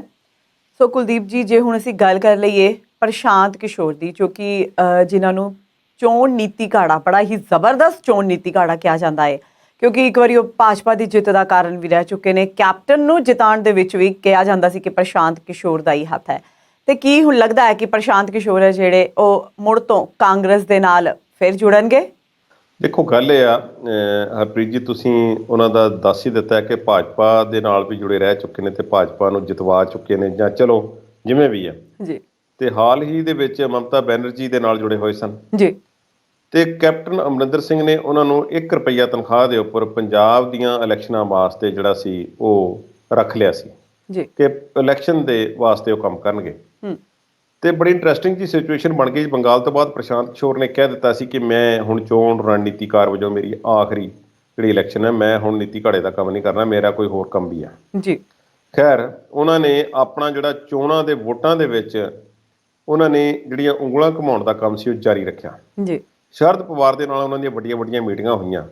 ਫਿਰ ਇਹ ਵੀ ਸੁਣਨ ਵਿੱਚ ਆਇਆ ਕਿ ਕਾਂਗਰਸ ਹਾਈ ਕਮਾਨ ਵੱਲੋਂ ਉਹਨਾਂ ਨੂੰ ਸੱਦਾ ਹੈ ਕਿ ਤੁਸੀਂ ਕਾਂਗਰਸ ਵਿੱਚ ਆ ਜਾਓ ਪਰ ਉਹਨਾਂ ਨੇ ਕਾਂਗਰਸ ਦੀ ਹਾਈ ਕਮਾਨ ਤੇ ਸਮੇਂ-ਸਮੇਂ ਤੇ ਤਿੱਖੇ ਵਾਰ ਕੀਤੇ ਨੇ ਜੀ। ਪਹਿਲਾਂ ਉਹ ਕਹਿੰਦੇ ਸੀ ਕਿ ਕਾਂਗਰਸ ਦੇ ਵਿੱਚ ਵੱਡੇ ਬਦਲਾਅ ਦੀ ਲੋੜ ਹੈ, ਮੌਜੂਦਾ ਸੈਟਅਪ ਦੇ ਤਹਿਤ ਕਾਂਗਰਸ ਕਦੇ ਜਿੱਤ ਨਹੀਂ ਸਕਦੀ। ਬਿਲਕੁਲ, ਤੇ ਸ਼ਾਇਦ ਕੈਪਟਨ ਬਲੀ ਚੜ ਗਏ ਜੀ। ਫਿਰ ਉਹਨਾਂ ਨੇ ਕਿਹਾ ਕਿ ਲਖੀਮਪੁਰ ਖੀਰੀ ਦੀ ਘਟਨਾ ਭਾਵੇਂ ਹੋਈ ਹੈ, ਪ੍ਰਿਯੰਕਾ ਗਾਂਧੀ ਨੇ ਉੱਥੇ ਬਹੁਤ ਕੰਮ ਕੀਤਾ ਹੈ ਪਰ ਜਿਹੜੇ ਲੋਕ ਇਹ ਸਮਝ ਰਹੇ ਨੇ ਕਿ ਪ੍ਰਿਯੰਕਾ ਗਾਂਧੀ ਨੇ ਆਪਣੀ ਸਿਆਸੀ ਜ਼ਮੀਨ ਉੱਥੇ ਲੱਭ ਲਈ ਹੈ ਤੇ ਉਹ ਦੂਸਰੇ ਵਿਰੋਧੀ ਪਾਰਟੀਆਂ ਦੇ ਮੁਕਾਬਲੇ ਦੀ ਆਗੂ ਉੱਥੇ ਬਣ ਗਈ ਹੈ, ਇਸ ਗੱਲ ਦਾ ਉਹਨਾਂ ਨੇ ਕਿਹਾ ਕਿ ਕੋਈ ਮਤਲਬ ਨਹੀਂ, ਜਿਹੜੇ ਜਿਹਾ ਸੋਚਦੇ ਨੇ ਉਹ ਗਲਤ ਹੈ, ਉਹਨਾਂ ਨੂੰ ਨਿਰਾਸ਼ਾ ਹੋਵੇਗੀ ਛੇਤੀ। ਫਿਰ ਉਹ ਪਿੱਛੇ ਜਿਹੇ ਇੱਕ ਸਮਾਗਮ 'ਚ ਬੋਲ ਰਹੇ ਸੀ, ਉਹ ਕਹਿੰਦੇ ਨੇ ਕਿ ਕਾਂਗਰਸ ਦੀ ਜਿਹੜੀ ਲੀਡਰਸ਼ਿਪ ਹੈ ਉਹ ਸਮਝ ਨਹੀਂ ਰਹੀ ਇਸ ਗੱਲ ਨੂੰ ਕਿ ਬੀਜੇਪੀ ਕਿਤੇ ਜਾਣ ਵਾਲੀ ਨਹੀਂ। ਉਹਨਾਂ ਦਾ ਇਸ਼ਾਰਾ ਜਿਹੜਾ ਸੀ ਜ਼ਾਹਿਰਾ ਤੌਰ ਤੇ ਜਿਹੜਾ ਸੀ ਉਹ ਪੁਰਾਣੇ ਇਤਿਹਾਸ ਵੱਲ ਸੀ। ਉਹਨਾਂ ਨੇ ਕਿਹਾ ਕਿ ਜਿਵੇਂ ਆਜ਼ਾਦੀ ਤੋਂ ਬਾਅਦ ਕਾਂਗਰਸ ਜਿਹੜੀ ਸੀ ਉਹ ਜਿਵੇਂ ਆਈ ਤੇ 30-40 ਸਾਲ ਵਾਸਤੇ ਲਗਾਤਾਰ ਉਹ ਸ਼ਾਇਰ ਹੈ ਭਾਰਤ ਦੀ ਰਾਜਨੀਤੀ ਤੇ ਜਿੱਤ ਹਾਰ ਤੇ ਬਣੀ ਰਹਿੰਦੀ ਹੈ ਪਰ ਉਹਨੇ ਕਿਹਾ ਕਿ ਇਸੇ ਤਰ੍ਹਾਂ ਭਾਰਤੀ ਜਨਤਾ ਪਾਰਟੀ ਕਿਤੇ ਜਾਣ ਵਾਲੀ ਨਹੀਂ, ਇਹ ਹੁਣ ਟਿਕੀ ਰਹੇਗੀ, ਅਗਲੇ 30-35 ਸਾਲ ਇਹਨਾਂ ਨੂੰ ਕੋਈ ਹਿਲਾ ਨਹੀਂ ਸਕੇਗਾ। ਇਹ ਗੱਲ ਠੀਕ ਹੈ ਕਿ ਕਾਂਗਰਸ ਦਾ ਇਤਿਹਾਸ ਪੁਰਾਣਾ ਹੈ ਪਰ ਕਾਂਗਰਸ ਇਸ ਵੇਲੇ ਖੂੰਜੇ ਲੱਗੀ ਪਈ ਹੈ। ਭਾਜਪਾ ਬਾਰੇ ਉਹਨਾਂ ਨੇ ਗੱਲ ਤਾਂ ਆਖੀ ਹੈ ਕਿ ਉਹਨਾਂ ਨੇ ਕਿਹਾ ਕਿ ਰਾਹੁਲ ਗਾਂਧੀ ਸਮਝ ਰਹੇ ਨੇ ਕਿ ਇਹ ਇੱਕ ਹਨੇਰੀ ਜਿਹੀ ਵਗ ਰਹੀ ਹੈ, ਇਹ ਜਦੋਂ ਲੰਘ ਜਾਵੇਗੀ ਤਾਂ ਫਿਰ ਸਾਰਾ ਕੁਝ ਪਹਿਲਾਂ ਵਾਂਗ ਹੋ ਜਾਵੇਗਾ ਤੇ ਕਾਂਗਰਸ ਜਿਹੜੀ ਹੈ ਦੁਬਾਰਾ ਤੋਂ ਦੁਬਾਰਾ ਇਸ ਤਰ੍ਹਾਂ ਸਰਕਾਰਾਂ ਬਣਾਉਣ ਦੇ ਵਿੱਚ ਸਫਲ ਹੋ ਜਾਵੇਗੀ ਕੇਂਦਰ ਵਿੱਚ।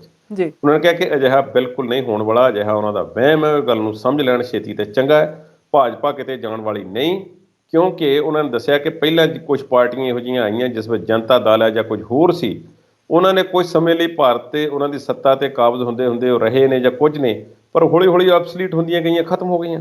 ਭਾਜਪਾ ਇਸ ਤਰ੍ਹਾਂ ਨਹੀਂ ਹੈ। ਭਾਜਪਾ ਉਹਨਾਂ ਨੇ ਕਿਹਾ ਕਿ ਦੇਸ਼ ਦੇ ਵਿੱਚ ਓਵਰਆਲ ਇੱਕ ਵੱਡਾ ਵੋਟ ਬੈਂਕ ਜਿਹੜਾ ਬਣਾ ਚੁੱਕੀ ਹੈ, ਜਿਸ ਨੂੰ ਤੋੜਨਾ ਹੁਣ ਸੰਭਵ ਨਹੀਂ ਹੋਵੇਗਾ। ਤੇ ਹਾਂ, ਇਹ ਗੱਲ ਠੀਕ ਹੈ, ਉਹਨਾਂ ਨੇ ਕਿਹਾ ਕਿ ਤੁਸੀਂ ਮੋਦੀ ਨੂੰ ਹਟਾ ਲਓਗੇ, ਇੱਕ ਵਾਰ ਇਸ ਨੂੰ ਹਰਾ ਲਓਗੇ, ਪਰ ਭਾਜਪਾ ਪੱਕੇ ਤੌਰ ਤੇ ਜਾਣ ਵਾਲੀ ਨਹੀਂ ਹੈ। ਇਸ ਗੱਲ ਨੂੰ ਥੋੜਾ ਸਮਝਣ ਦੀ ਲੋੜ ਸੀ। ਉਹਨਾਂ ਨੇ ਕਦੇ ਇਹ ਨਹੀਂ ਕਿਹਾ ਕਿ ਭਾਜਪਾ ਅਗਲੇ 30-35 ਸਾਲ ਲਗਾਤਾਰ ਰਾਜ ਕਰੇਗੀ। ਉਹਨਾਂ ਨੇ ਕਿਹਾ ਕਿ ਭਾਜਪਾ ਜਾਏਗੀ ਨਹੀਂ ਕਿਤੇ। ਮੈਂ ਬਾਰ-ਬਾਰ ਇਸ ਕਰਕੇ ਗੱਲ ਰਿਪੀਟ ਕਰ ਰਿਹਾ। ਹੁਣ ਪ੍ਰਸ਼ਾਂਤ ਕਿਸ਼ੋਰ ਨੂੰ ਜਿਹੜਾ ਸੀ, ਉਹ ਕਾਂਗਰਸ ਵਾਲੇ ਜਦੋਂ ਆਹ ਸਾਰੀਆਂ ਗੱਲਾਂ ਪ੍ਰਸ਼ਾਂਤ ਕਿਸ਼ੋਰ ਨੇ ਕਹੀ ਤੇ ਹਾਈ ਕਮਾਨ ਤੇ ਚੁੱਪ ਹੋ ਗਈ, ਤੇ ਕੁਛ ਨੇ ਆਖਿਆ ਕਿ ਇਹਨੂੰ ਬੜਾ ਪਤਾ ਹੈ, ਇਹ ਇਸ ਤਰ੍ਹਾਂ ਦੀਆਂ ਗੱਲਾਂ ਕਰਦਾ, ਇਹ ਗੱਲ ਠੀਕ ਨਹੀਂ ਹੈ, ਇਸ ਤਰ੍ਹਾਂ ਕਰਕੇ ਆ ਕਾਂਗਰਸ ਵਧੀਆ ਪਾਰਟੀ ਹੈ, ਫਲਾਨਾ। ਉਸ ਦੀ ਗੱਲ ਨੂੰ ਸ਼ਾਇਦ ਹੋਰ ਸੰਦਰਭ ਦੇ ਵਿੱਚ ਲਿਆ ਗਿਆ, ਪਰ ਪ੍ਰਸ਼ਾਂਤ ਕਿਸ਼ੋਰ ਆਪਣੇ ਆਪ ਦੇ ਵਿੱਚ ਬਿਲਕੁਲ ਸਪਸ਼ਟ ਹੈ। ਉਹਨੇ ਜਿਹੜੀ ਕੋਸ਼ਿਸ਼ ਉਹ ਕਰ ਰਿਹਾ, ਇਹ ਗੱਲ ਉਹਦੇ ਬਾਰੇ ਕਹੀ ਵੀ ਜਾਂਦੀ ਹੈ ਕਿ ਉਹ ਜੇਤੂ ਰੱਥ ਵਿੱਚ ਹੀ ਸਵਾਰ ਹੋਣਾ ਜਾਣਦਾ ਹੈ। ਉਹਨੂੰ ਪਤਾ ਹੈ ਕਿ ਮੈਂ ਹੁਣ ਜਿਹੜਾ ਹੈ ਕਿ ਆਹ ਪਾਸਾ ਭਾਰਾ ਹੈ ਤੇ ਮੈਂ ਇੱਧਰ ਹੀ ਪੈਰ ਰੱਖਣਾ, ਦੂਸਰੇ ਪਾਸੇ ਵੱਲ ਨੂੰ ਮੈਂ ਜਾਣਾ ਨਹੀਂ। ਸੋ ਇਹ ਵੀ ਇਲਜ਼ਾਮ ਹੈ ਉਹਨਾਂ ਤੇ। ਪਰ ਹੁਣ ਪੰਜਾਬ ਦੇ ਮਾਮਲੇ ਦੇ ਵਿੱਚ ਦੁਬਾਰਾ ਆਵਾਜ਼ਾਂ ਉੱਠਣ ਲੱਗੀਆਂ ਨੇ ਕਿ ਪੰਜਾਬ ਦੇ ਵਿੱਚ CM ਚੰਨੀ ਜਿਹੜੇ ਨੇ ਇੱਕ ਜਗ੍ਹਾ ਤੇ ਕਹਿੰਦੇ ਸੁਣੇ ਗਏ ਨੇ ਕਿ ਜਿਹੜੇ ਸਾਡੇ ਹਰੀਸ਼ ਚੌਧਰੀ ਨੇ, ਉਹ ਕੁਛ ਕਹਿ ਰਹੇ ਨੇ ਕਿ ਸਾਡੇ ਪੰਜਾਬ ਕਾਂਗਰਸ ਦੇ ਜਿਹੜੇ ਇੰਚਾਰਜ ਨੇ, ਇਹ ਪ੍ਰਸ਼ਾਂਤ ਕਿਸ਼ੋਰ ਨੂੰ ਯਾਰ ਲੈ ਕੇ ਆਓ ਤੇ ਉਹਦੇ ਕੋਲੋਂ ਪੁੱਛੋ ਕੀ ਕਰਨਾ ਹੈ ਲੋਕਾਂ ਦੇ ਵਿੱਚ। ਫਿਰ ਉਹ ਇਹ ਵੀ ਕਹਿੰਦੇ ਸੁਣੇ ਗਏ ਕਿ ਜਿਹੜੀਆਂ ਅਸੀਂ ਸਕੀਮਾਂ ਚਲਾਈਆਂ ਬਿਜਲੀ ਦੀਆਂ ਜਾਂ ਹੋਰ, ਲੋਕਾਂ ਤੇ ਅਸਰ ਵੀ ਹੋ ਰਿਹਾ ਕਿ ਨਹੀਂ ਹੋ ਰਿਹਾ, ਇਹ ਲੋਕਾਂ ਵਿੱਚ ਕਿਹੋ ਜਿਹਾ ਸੰਦੇਸ਼ ਜਾ ਰਿਹਾ। ਜ਼ਾਹਿਰਾ ਤੌਰ ਤੇ ਬਿਲਕੁਲ ਇਲੈਕਸ਼ਨ ਮੋਡ ਦੇ ਵਿੱਚ ਪੰਜਾਬ ਕਾਂਗਰਸ ਇਸ ਵੇਲੇ ਜਿਹੜੀ ਆ ਆਈ ਹੋਈ ਹੈ। ਧੜ ਜਿਹੜੇ ਨੇ ਐਲਾਨ ਕੀਤੇ ਜਾ ਰਹੇ ਨੇ, ਔਰ ਵੇਲੇ ਦਾ ਕੰਮ ਤੇ ਕਵੇਲੇ ਦੀਆਂ ਟੱਕਰਾਂ ਵਾਲੀ ਗੱਲ ਹੈ। ਜੇ ਕੋਈ 2-4 ਕੰਮ ਸਿੱਧੇ ਪਹਿਲਾਂ ਕੀਤੇ ਹੁੰਦੇ ਤੇ ਸ਼ਾਇਦ ਅੱਜ ਇੰਨੀ ਤੇਜ਼ੀ ਨਾ ਫੜਨੀ ਪੈਂਦੀ ਤੇ ਲੋਕਾਂ ਨੂੰ ਜਵਾਬਦੇਹੀ ਵੀ ਕੁਝ ਜ਼ਿਆਦਾ ਬਿਹਤਰ ਹੋ ਸਕਦੀ ਸੀ। ਪਰ ਇਸ ਤਰ੍ਹਾਂ ਮੁਫਤ ਦੇ ਐਲਾਨ ਤੇ ਹੋਰ ਸਹੂਲਤਾਂ, ਨਿਯੁਕਤੀ ਪੱਤਰ, ਸਭ ਕੁਝ ਹੋ ਰਿਹਾ, ਪਰ ਇਹ ਇਲੈਕਸ਼ਨ ਮੋਡ ਕਰਕੇ ਹੀ ਹੈ। ਪ੍ਰਸ਼ਾਂਤ ਕਿਸ਼ੋਰ ਜਿਹੜੇ ਨੇ ਆਉਂਦੀਆਂ ਵਿਧਾਨ ਸਭਾ ਚੋਣਾਂ ਵਿੱਚ ਕੀ ਪੰਜਾਬ ਤੋਂ ਚੋਣ ਨੀਤੀ ਘਾੜੇ ਵਜੋਂ ਅੱਗੇ ਆਉਣਗੇ।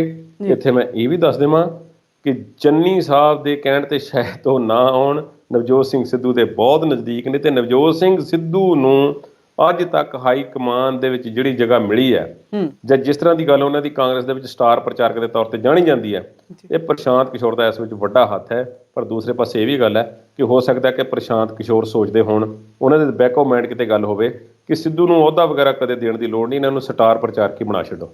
ਸੋ ਪ੍ਰਸ਼ਾਂਤ ਕਿਸ਼ੋਰ ਦੇ ਬਾਰੇ ਭੰਵਲ ਭੂਸਾ ਥੋੜਾ ਜਿਹਾ ਬਣਿਆ ਰਹੇਗਾ, ਪਰ ਕਾਂਗਰਸ ਦੇ ਨਾਲ ਵੀ ਹਨ ਉਹ ਥੋੜੇ ਬਹੁਤ ਕੁਝ ਗੱਲਾਂ ਤੋਂ ਨਾਰਾਜ਼ ਨੇ। ਉਹਨੇ ਕਿਹਾ ਕਿ ਵੱਡੀਆਂ ਤਬਦੀਲੀਆਂ ਦੀ ਲੋੜ ਹੈ ਕਾਂਗਰਸ ਨੂੰ, ਇਸ ਕਰਕੇ ਪੰਜਾਬ ਵਿੱਚ ਹੋ ਸਕਦਾ ਹੈ ਕਿ ਅੰਦਰ ਖਾਤੇ ਥੋੜੀ ਬਹੁਤੀ ਸਲਾਹ ਦੇ ਦੇਣ।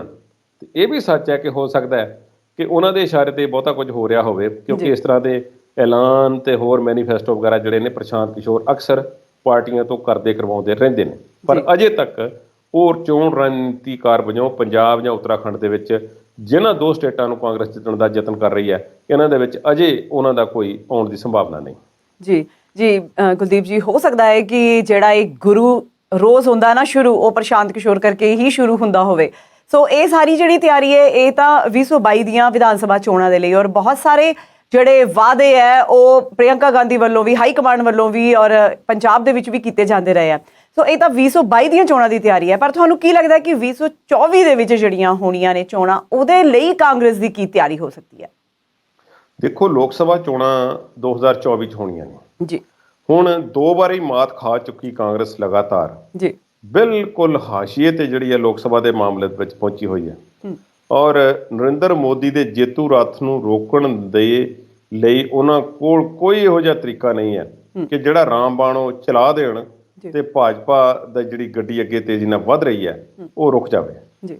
ਇਸ ਪਾਸੇ ਇਹ ਵੀ ਤੁਸੀਂ ਦੇਖੋ, ਇੱਕ ਪਾਸੇ ਕਿ ਕਿਸਾਨ ਅੰਦੋਲਨ ਦੇ ਚਲਦਿਆਂ ਕਾਂਗਰਸ ਨੇ ਪੂਰਾ ਸਹਿਯੋਗ ਵੀ ਦੇਣ ਦੀ ਕੋਸ਼ਿਸ਼ ਕੀਤੀ ਹੈ, ਕਿਸਾਨ ਅੰਦੋਲਨ ਨੂੰ ਅੱਗੇ ਰੱਖ ਕੇ ਵੀ ਲਿਆਉਣ ਦੀ ਗੱਲ ਕੀਤੀ ਹੈ, ਪਰ ਉਸ ਦਾ ਕੋਈ ਬਹੁਤਾ ਵੱਡਾ ਲਾਭ ਸਿੱਧੇ ਤੌਰ ਤੇ ਕਾਂਗਰਸ ਨੂੰ ਜਿਹੜਾ ਉਹ ਮਿਲਦਾ ਨਜ਼ਰ ਨਹੀਂ ਆ ਰਿਹਾ। ਕਾਂਗਰਸ ਨੇ ਹੁਣ ਜਿਹੜੀਆਂ ਜ਼ਿਮਨੀ ਚੋਣਾਂ ਹੋਈਆਂ ਉਸ ਵਿੱਚ ਮਾੜਾ ਮੋਟਾ ਪੈਰ ਜਿਹੜਾ ਜਮਾਇਆ, ਹਿਮਾਚਲ ਪ੍ਰਦੇਸ਼ ਦੇ ਵਿੱਚ ਖਾਸ ਤੌਰ ਤੇ ਔਰ ਹਿਮਾਚਲ ਪ੍ਰਦੇਸ਼ ਦੇ ਵਿੱਚ ਇਹ ਚੰਗਾ ਇਸ਼ਾਰਾ ਉਹਨਾਂ ਲਈ ਹੋ ਸਕਦਾ ਹੈ। ਪਰ ਓਵਰਆਲ ਹੋਰ ਬਹੁਤੇ ਥਾਵਾਂ ਤੋਂ ਉਹਨਾਂ ਨੂੰ ਕੋਈ ਖਾਸ ਨਹੀਂ, ਕੋਈ ਨਮੋਸ਼ੀ ਵਗੈਰਾ ਹੀ ਹੈ। ਮੱਧ ਪ੍ਰਦੇਸ਼ ਦੇ ਵਿੱਚ ਇਹ ਕਾਫੀ ਕੁਝ ਕਰਨ ਦੀ ਸੋਚ ਰਹੇ ਸੀ। ਉੱਥੇ ਮਾਈਨੋਰਟੀ ਸਰਕਾਰ ਹੈ ਜਿਹੜੀ ਸ਼ਿਵਰਾਜ ਚੌਹਾਨ ਦੀ ਹੈ, ਉੱਥੇ ਕਾਂਗਰਸ ਦੇ ਪੱਲੇ ਕੋ ਬਹੁਤਾ ਕੁਝ ਪਿਆ ਨਹੀਂ। ਹੁਣ ਯੂਪੀ 'ਚ ਕੀ ਕਰਦੇ ਨੇ ਇਹ ਵੀ ਹੋਵੇਗਾ, ਪਰ ਅਸਲੀ ਜਿਹੜਾ ਇਹਨਾਂ ਲਈ ਟੀਚਾ ਹੈ ਰਾਹੁਲ ਗਾਂਧੀ ਲਈ, ਜੇ ਮੁੱਖ ਮੰਤਰੀ ਕਿਤੇ ਬਣ ਵੀ ਜਾਂਦੇ ਨੇ, ਜੇ ਫਰਜ਼ ਕਰੋ ਅਗਲੇ ਸਾਲ ਉੱਤਰਾਖੰਡ ਦੇ ਵਿੱਚ ਕੋਈ ਕਾਰਡ ਖੇਡ ਜਾਂਦੇ ਨੇ ਕਿ ਦਲਿਤ ਚਿਹਰਾ ਲੈ ਆਓ, ਜਾਂ ਪੰਜਾਬ ਦੇ ਵਿੱਚ ਸਿੱਧੂ ਫੈਕਟਰ ਕੰਮ ਕਰ ਜਾਂਦਾ ਹੈ, ਜਾਂ ਹਿਮਾਚਲ ਪ੍ਰਦੇਸ਼ ਦੇ ਵਿੱਚ ਜਿਹੜੀ ਬੀਜੇਪੀ ਦੀ ਵਿਰੋਧਤਾ ਹੈ ਅੰਦਰੂਨੀ ਉਹ ਕੰਮ ਕਰ ਜਾਂਦੀ ਹੈ, ਤੇ 2-3 ਸਟੇਟਾਂ ਦੇ ਵਿੱਚ ਇਹਨਾਂ ਨੂੰ ਥੋੜਾ ਬਹੁਤਾ ਜਿਹੜਾ ਸੀਟਾਂ ਮਿਲ ਜਾਂਦੀਆਂ ਨੇ, ਪਰ ਇਸ ਦੇ ਨਾਲ ਕੇਂਦਰ ਦੇ ਸਮੀਕਰਨ ਜਿਹੜੇ ਲੋਕ ਸਭਾ ਦੇ ਨੇ ਉਹ ਬਦਲਦੇ ਨਜ਼ਰ ਨਹੀਂ ਆਉਂਦੇ।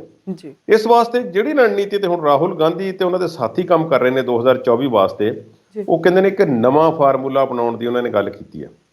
ਇਸ ਰਣਨੀਤੀ ਦੇ ਤਹਿਤ ਮੀਟਿੰਗਾਂ ਜਿਹੜੀਆਂ ਸੀ ਕੌਮੀ ਪ੍ਰਧਾਨ ਨੇ ਕੀਤੀਆਂ ਨੇ, ਉਸ ਵਿੱਚ ਦਲਿਤ ਆਗੂਆਂ ਨੂੰ ਖਾਸ ਤੌਰ ਤੇ ਸ਼ਾਮਲ ਕੀਤਾ ਗਿਆ। ਇਸ ਮੀਟਿੰਗ ਦੇ ਵਿੱਚ ਇਹ ਏਜੰਡਾ ਇੱਕ ਰੱਖਿਆ ਗਿਆ ਕਿ ਦਲਿਤ ਵੋਟਰ 2024 ਦੀਆਂ ਵੋਟਾਂ ਦੇ ਵਿੱਚ ਕਿਵੇਂ ਪ੍ਰਭਾਵਿਤ ਹੋਣਗੇ ਤੇ ਉਹ ਇਹਨਾਂ ਚੋਣ ਨਤੀਜਿਆਂ ਦੇ ਵਿੱਚ ਕੀ ਅਸਰ ਪਾ ਸਕਦੇ ਨੇ। ਜ਼ਾਹਿਰਾ ਤੌਰ ਤੇ ਤੁਸੀਂ ਪੰਜਾਬ ਵੱਲ ਦੇਖੋ, ਪੰਜਾਬ ਦੇ ਵਿੱਚ ਵੀ ਇਹੋ ਹੀ ਪੱਤਾ ਖੇਡਿਆ ਗਿਆ। ਉੱਤਰਾਖੰਡ ਦੇ ਵਿੱਚ ਵੀ ਹਰੀਸ਼ ਰਾਵਤ ਇਸ਼ਾਰਾ ਕਰ ਚੁੱਕੇ ਨੇ ਕਿ ਮੇਰੀ ਕੋਸ਼ਿਸ਼ ਹੈ ਕਿ ਮੇਰੀ ਇੱਛਾ ਹੈ ਕਿ ਉੱਤਰਾਖੰਡ ਦੇ ਵਿੱਚ ਵੀ ਕੋਈ ਦਲਿਤ ਚਿਹਰਾ ਜਿਹੜਾ ਮੁੱਖ ਮੰਤਰੀ ਬਣੇ। ਉੱਥੇ ਵੀ ਆਵਾਜ਼ਾਂ ਉੱਠ ਰਹੀਆਂ ਨੇ, ਪਰ ਹੁਣ ਭਾਜਪਾ ਦੀ ਅਮੀਰਾਂ ਨੂੰ ਮਦਦ ਕਰਨੀ ਤੇ ਕਾਂਗਰਸ ਇਸ ਨੂੰ ਦਲਿਤ ਦੀ ਮਸੀਹਾ ਪਾਰਟੀ ਵਜੋਂ ਜਿਹੜਾ ਲੋਕਾਂ ਦੇ ਸਾਹਮਣੇ ਪੇਸ਼ ਕਰਕੇ ਕੁਝ ਵਾਹ ਜਿਹੜੀ ਆ ਖੱਟਣੀ ਚਾਹੁੰਦੀ ਹੈ ਤੇ ਪਛੜੇ ਵਰਗ ਦੀ ਪਾਰਟੀ ਬਣ ਕੇ ਲੋਕਾਂ ਨੂੰ ਦਿਖਾਉਣਾ ਚਾਹੁੰਦੀ ਹੈ। ਇਸ ਦਾ ਏਜੰਡੇ ਦੇ ਵਿੱਚ 2004 ਦੇ ਫਾਰਮੂਲੇ ਤੇ ਆਧਾਰਿਤ ਹੈ। ਉਦੋਂ ਕਾਂਗਰਸ ਦਾ ਨਾਅਰਾ ਸੀ ਕਿ ਕਾਂਗਰਸ ਦਾ ਹੱਥ ਆਮ ਆਦਮੀ ਕੇ ਸਾਥ। ਇਸ ਤਹਿਤ ਗਰੀਬਾਂ ਤੇ ਪਛੜੇ ਵਰਗ ਦੇ ਮੁੱਦਿਆਂ ਦੀ ਜਿਹੜੀ ਗੱਲ ਹੈ ਸਰਕਾਰ ਨੇ ਕੀਤੀ, ਕਾਂਗਰਸ ਨੇ ਕੀਤੀ ਸੀ। ਭਾਜਪਾ ਦਾ ਨਾਅਰਾ ਜਿਹੜਾ ਸੀ ਉਹ ਸ਼ਾਈਨਿੰਗ ਇੰਡੀਆ ਸੀ, ਜਿਹੜਾ ਕਿ ਫੇਲ ਹੋ ਗਿਆ ਸੀ। ਹੁਣ ਉਹਨਾਂ ਨੇ, ਰਾਹੁਲ ਗਾਂਧੀ ਨੇ ਤੇ ਉਹਨਾਂ ਦੇ ਨੀਤੀ ਘਾੜਿਆਂ ਨੇ ਇਹ ਗੱਲ ਸੋਚ ਲਈ ਹੈ ਕਿ ਇਹੋ ਹੀ ਗੱਲ ਜਿਹੜੀ ਰਣਨੀਤੀ ਹੈ ਨਾ, ਇਹੋ ਹੀ ਇੱਕ ਵਾਰੀ ਜਿਹੜਾ ਹੈ ਗਰੀਬੀ ਹਟਾਓ ਵਾਲਾ ਤੇ ਇਸ ਤਰ੍ਹਾਂ ਦਾ ਗਰੀਬਾਂ ਨੂੰ ਖੁਸ਼ ਕਰਨ ਵਾਲਾ ਕੋਈ ਗੱਲ ਜਿਹੜੀ ਹੈ ਕੀਤੀ ਜਾਵੇ ਤੇ ਫਿਰ ਸਾਡੇ ਕੰਮ ਆਵੇਗੀ। ਇੱਥੋਂ ਤੱਕ ਕਿ ਦੁਨੀਆ ਦੇ ਕਈ ਅਰਥਸ਼ਾਸਤਰੀਆਂ ਨੇ ਆਖਿਆ ਸੀ ਕਿ ਜਦੋਂ ਡਾਕਟਰ ਮਨਮੋਹਨ ਸਿੰਘ ਦੀ ਪਹਿਲੀ ਸਰਕਾਰ ਸੀ ਤੇ ਅਗਲੇ 5 ਸਾਲ ਜਿਹੜੇ ਜਿੱਤੇ ਨੇ ਕੀਤਾ ਰਾਜ ਕਾਂਗਰਸ ਨੇ, ਉਹ ਜ਼ਾਹਿਰਾ ਤੌਰ ਤੇ ਜਿਹੜਾ ਸੀ ਉਹ ਮਨਰੇਗਾ ਸਕੀਮਾਂ ਵਗੈਰਾ ਦੇ ਤਹਿਤ ਜੋ ਲੋਕਾਂ ਨੂੰ ਰਾਹਤ ਪਹੁੰਚੀ ਹੈ ਉਸ ਦੇ ਨਾਲ ਮਿਲਿਆ। ਹੁਣ ਰਾਹੁਲ ਗਾਂਧੀ ਨੇ ਕਿਹਾ ਕਿ ਕਾਂਗਰਸ ਦਾ ਹੱਥ ਪਿਛੜੋਂ ਕੇ ਸਾਥ, ਇਹ ਨਾਰਾ ਆ ਸਕਦਾ ਹੈ ਆਉਣ ਵਾਲੀ ਇਲੈਕਸ਼ਨਾਂ ਦੇ ਵਿੱਚ। ਜੇ ਇਸ ਦੇ ਨਾਲ ਕਾਂਗਰਸ ਅੱਗੇ ਵੱਧਦੀ ਹੈ ਤੇ ਉਮੀਦ ਕਰਦੀ ਕਿ ਦਲਿਤ ਤੇ ਅਦਰ ਬੈਕਵਰਡ ਕਲਾਸਿਸ OBC ਨੂੰ ਜਿਹੜਾ ਹੈ ਉੱਤਰ ਪ੍ਰਦੇਸ਼, ਕਰਨਾਟਕ, ਆਂਧਰਾ, ਬਿਹਾਰ, ਮੱਧ ਪ੍ਰਦੇਸ਼ ਦੇ ਵਿੱਚ ਜੇ ਉਹ ਲਾਹਾ ਖੱਟ ਜਾਂਦੇ ਨੇ, ਵੋਟ ਬੈਂਕ ਆਪਣਾ ਵਧਾ ਜਾਂਦੇ ਨੇ, ਤੇ ਫਿਰ ਜ਼ਾਹਿਰਾ ਤੌਰ ਤੇ ਉਹਨਾਂ ਨੂੰ ਫਰਕ ਪੈ ਸਕਦਾ ਹੈ। ਇਸ ਵੇਲੇ ਉਹਨਾਂ ਕੋਲ ਮੁੱਖ ਵਿਰੋਧੀ ਧਿਰ ਬਣਨ ਜੋਗੀਆਂ ਵੀ ਸੀਟਾਂ ਨਹੀਂ, ਪਰ ਉੱਤਰਾਖੰਡ ਦੇ ਵਿੱਚ ਜਾਂ ਪੰਜਾਬ ਦੇ ਵਿੱਚ ਅਗਰ ਇਹਨਾਂ ਨੂੰ ਇਸੇ ਕਾਰਡ ਨੂੰ ਚਲਾ ਕੇ ਕੋਈ ਹੁੰਗਾਰਾ ਵਧੀਆ ਮਿਲ ਜਾਂਦਾ ਹੈ ਤਾਂ ਫਿਰ ਇਹ ਕਾਂਗਰਸ ਲਈ ਸ਼ੁਭ ਸ਼ਗਨ ਹੋਵੇਗਾ। ਜੀ ਕੁਲਦੀਪ ਜੀ, ਅਸੀਂ ਤਾਂ ਇਹੀ ਉਮੀਦ ਕਰਦੇ ਹਾਂ ਕਿ 2024 ਦੇ ਵਿੱਚ ਜਿਹੜੀ ਸਰਕਾਰ ਆਵੇ ਉਹ ਅਸਲ ਵਿੱਚ ਲੋਕਤੰਤਰ ਦੀ, ਲੋਕਾਂ ਵੱਲੋਂ ਲੋਕਾਂ ਦੁਆਰਾ ਸਰਕਾਰ ਹੋਵੇ, ਜਿਹਦੇ ਵਿੱਚ ਲੋਕਾਂ ਦੀ ਗੱਲ ਸੁਣੀ ਜਾਏ, ਉਹਨਾਂ ਦੇ ਜੋ ਸੋਚ ਕੇ ਉਹਨਾਂ ਨੇ ਵੋਟਾਂ ਪਾਈਆਂ ਤੇ ਪਾਰਟੀਆਂ ਨੂੰ ਸੱਤਾ ਬਖਸ਼ੀ ਹੁੰਦੀ ਹੈ, ਉਹਨਾਂ ਦੀਆਂ ਉਹ ਦਿਲ ਦੀਆਂ ਪੂਰੀਆਂ ਹੋਣ। ਸੋ ਅੱਜ ਦੇ ਵਿਚਾਰ ਚਰਚਾ ਲਈ ਇੰਨਾ ਹੀ। ਮੈਨੂੰ ਤੇ ਸਾਡੇ ਮਾਹਿਰ ਮਹਿਮਾਨ ਨੂੰ ਦਿਓ ਇਜਾਜ਼ਤ। ਤੁਸੀਂ ਦੇਖਦੇ ਰਹੋ ਪੰਜਾਬੀ ਨੈਸ਼ਨਲ TV।